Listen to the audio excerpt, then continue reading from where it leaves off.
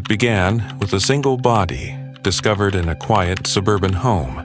On the nightstand beside the victim was a clock, its hands frozen at 11:13 p.m., the precise time of death. A haunting coincidence, or so the detectives thought. But then another body appeared, and another clock, its time eerily aligned with the victim's final breath. The press called him the Clockmaker, a cold, calculating killer who seemed to savor his work. Each crime scene was meticulously staged, each victim selected with chilling precision. And those clocks, they weren't just props, they were messages, cryptic riddles left for investigators to unravel. As the bodies piled up, the police scrambled for answers, but every clue seemed to lead to a dead end. Who was the Clockmaker? What drove him to stop time for his victims? And more importantly, what did he want the world to see? In this video, we'll take you deep into the twisted mind of a killer who turned time itself into his accomplice. We'll follow the detectives as they piece together a trail of shattered lives and ticking timepieces. And we'll uncover the shocking truth behind the Clockmaker's motive, a truth so dark it redefined the boundaries of evil. Stay with us, because this isn't just a story about a killer.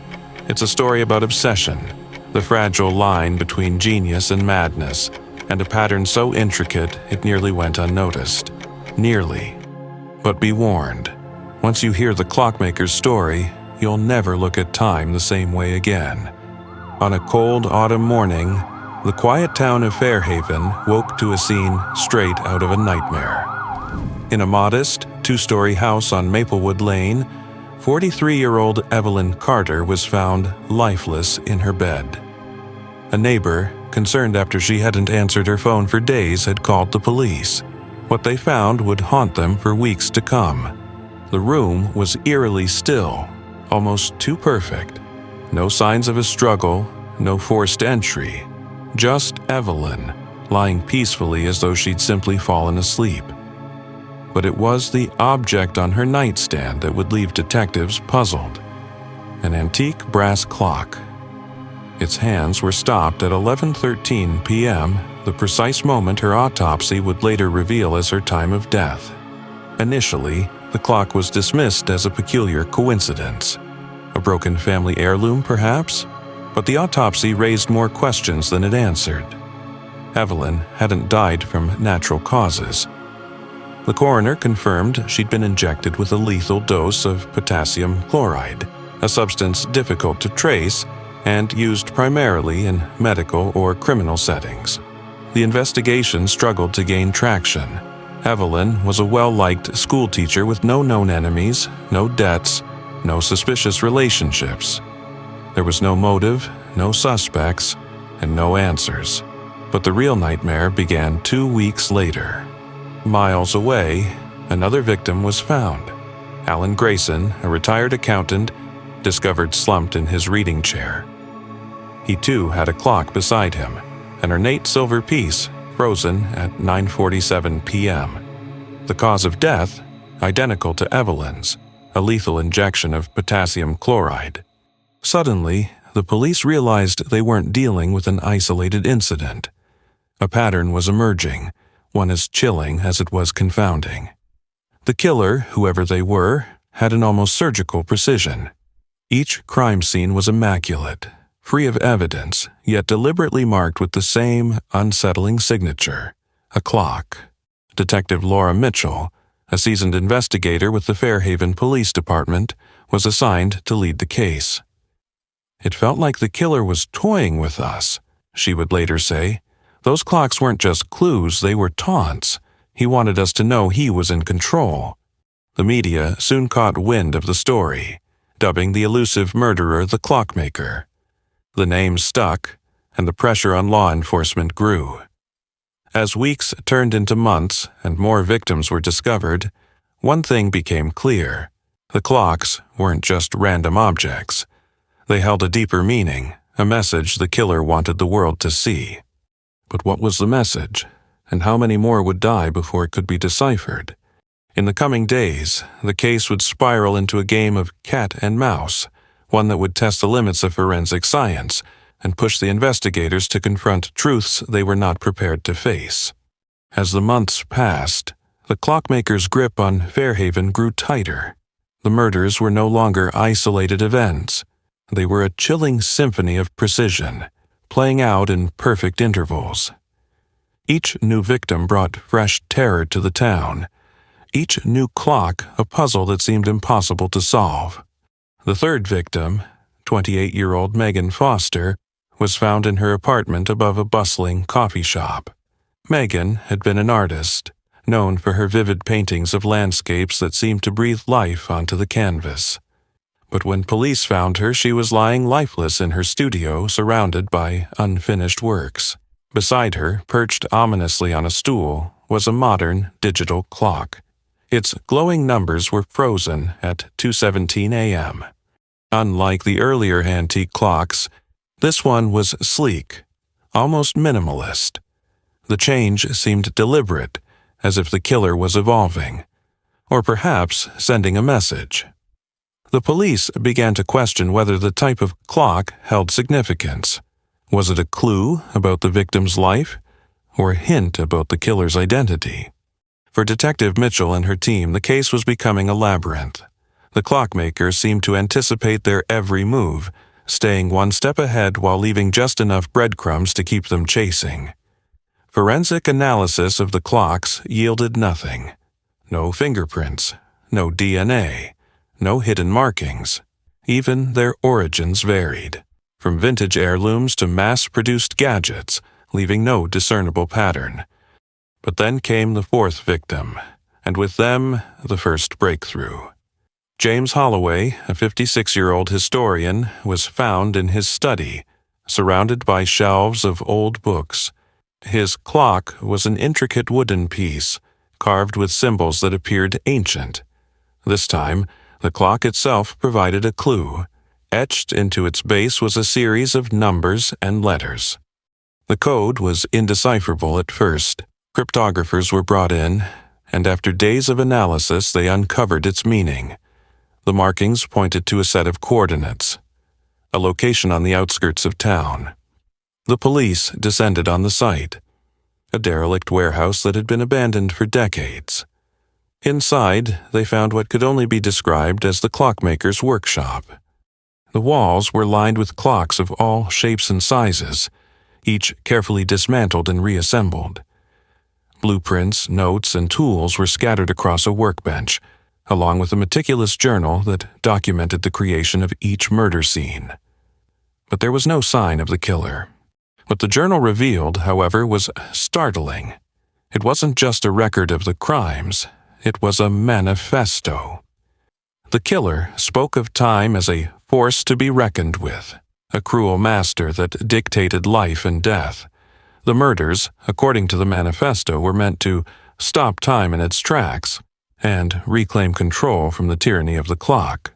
While the police pored over the journal, another clock stopped ticking. The fifth victim, a young college student named Clara Ruiz, was found in her dorm room. Her clock, an alarm clock painted in bright colors, was frozen at 6:45 a.m. Forensic analysis revealed a chilling discovery. The clock had been modified. Its inner workings were rigged to match the victim's pulse, stopping at the moment her heart ceased beating. This revelation sent shockwaves through the investigation. The killer wasn't just staging the scenes. They were engineering them, using the clocks as a macabre extension of their crimes. The technical sophistication suggested someone with advanced knowledge, perhaps an engineer or a scientist. The team began compiling a list of potential suspects, narrowing their search to individuals with expertise in mechanics or horology. But just as the investigators thought they were closing in, the Clockmaker changed their strategy. The sixth victim wasn't found in a quiet home or secluded location. Instead, their body was discovered in the middle of a bustling train station. A pocket watch was placed delicately in their hand, its hands frozen at 3:33 p.m. The boldness of the act was staggering. It was as if the killer wanted to remind everyone that they were untouchable. Detective Mitchell was growing desperate. The killings weren't just murders. They were performances, orchestrated with a precision that mocked her team's efforts. And then there was the question that loomed over everything. Why? Why the clocks? Why the specific times? Why these particular victims? The answer began to take shape when the police revisited the journal from the warehouse. One entry stood out, a cryptic note scrawled in the margins. Time binds us all, but some deserve to be unbound. It was Detective Mitchell who made the connection. Each victim had a connection to time. Evelyn Carter had once been a timekeeper for the town's historical society. Alan Grayson was a retired watchmaker. Megan Foster's most famous painting was titled The Clock Tower at Dusk. The pattern was clear now, but it was more chilling than anyone could have imagined. The killer wasn't just choosing victims at random. They were targeting people whose lives, in some way, revolved around time. As the team scrambled to piece together the rest of the puzzle, the Clockmaker prepared their next move. The final entries in the journal hinted at something bigger, a grand finale that would shake the town to its core. And then, just as the police thought they were catching up, the clock started ticking again. The breakthrough came on a rainy Thursday evening, in the dimly lit office of Detective Laura Mitchell. For weeks, her desk had been buried under case files, photographs of victims and diagrams of clocks, their frozen hands taunting her. But that night, one overlooked detail turned everything around. It was a pattern so subtle that even the most seasoned investigators had missed it, the exact times on the clocks. At first glance, they seemed random: 11:13 p.m., 9:47 p.m., 2:17 a.m., but when analyzed together, a chilling connection emerged. Each time, when converted into coordinates using a cipher found in the killer's journal, pointed to specific landmarks around Fairhaven. The first clock's time led to the local library where Evelyn Carter had volunteered. The second, to a watch repair shop Alan Grayson had frequented. The third, to a park where Megan Foster often painted. The clocks weren't just marking time, they were mapping the victims' lives. Detective Mitchell and her team rushed to cross-reference the locations, hoping to uncover a common thread. And they did. Each location was tied to a single individual. Someone who had worked at the library, repaired watches at the shop, and attended art classes in the park. A man named Richard Hale. Richard Hale was a recluse, a former horologist who had once been renowned for his work restoring antique clocks. Years ago, he had abruptly left the field following a series of personal tragedies. His wife had died unexpectedly, and his workshop had been destroyed in a fire. In the years since, he had faded into obscurity, becoming little more than a ghost in the town's memory. The team dug deeper into Hale's past, uncovering a disturbing timeline. After his wife's death, he had begun writing obsessive notes about time and mortality, many of which matched the language in the Clockmaker's journal. His work in clock restoration had transformed into an obsession with controlling time itself. He had written that clocks were the closest humanity could come to wielding power over life and death. Armed with this new information, the police tracked Hale to an abandoned clock tower on the outskirts of town, a place that, fittingly, seemed frozen in time. It was here that the investigators found the chilling culmination of his work. Inside the clock tower, they discovered a massive, intricate mechanism Hale had been constructing for years. It was part clock, part machine, its gears and cogs whirring in perfect synchrony. Scattered around the room were photographs of the victims, each marked with the time of their deaths. In the center of the room was a final clock, its hands ticking ominously toward midnight. The detectives pieced together Hale's twisted plan. The murders, the clocks, the times, they were all part of his attempt to stop time for those he believed had abused it, disrespected it, or taken it for granted. In his mind, he wasn't just a killer. He was an arbiter of justice, punishing those he saw as unworthy of the time they were given. As the clock struck midnight, the team apprehended Hale in the clock tower. He surrendered without resistance, a faint, almost serene smile on his face. His final words to Detective Mitchell were chilling. "You can stop me, but you can't stop time. It binds us all." The case was solved, but its scars lingered. Hale's manifesto, the meticulously staged murders, and the sheer brilliance of his methods left an indelible mark on everyone involved. For Detective Mitchell, the revelation was both a victory and a haunting reminder of the fragility of time, and the terrifying lengths some would go to in their attempt to control it. The arrest of Richard Hale brought an end to the Clockmaker's reign of terror, but the final moments of the case were as haunting as the crimes themselves. In the abandoned clock tower with its massive gears grinding to a halt, Hale sat in eerie calmness, his hands folded as if his work were finally complete. For Detective Laura Mitchell, it wasn't a moment of triumph. Hale's capture left more questions than answers. His manifesto painted a portrait of a man consumed by grief and obsession, driven to believe that he alone held the power to restore balance to the world through his macabre manipulation of time. When asked why he chose his victims, Hale's response was chilling. "They wasted their time. I gave them a moment of clarity." As Hale was led away in handcuffs, the final clock in the tower struck midnight, its echo reverberating through the empty halls. Hale's plan, as twisted as it was, had ended where it began, with time itself standing still. Though Hale now sits behind bars, the scars he left behind linger.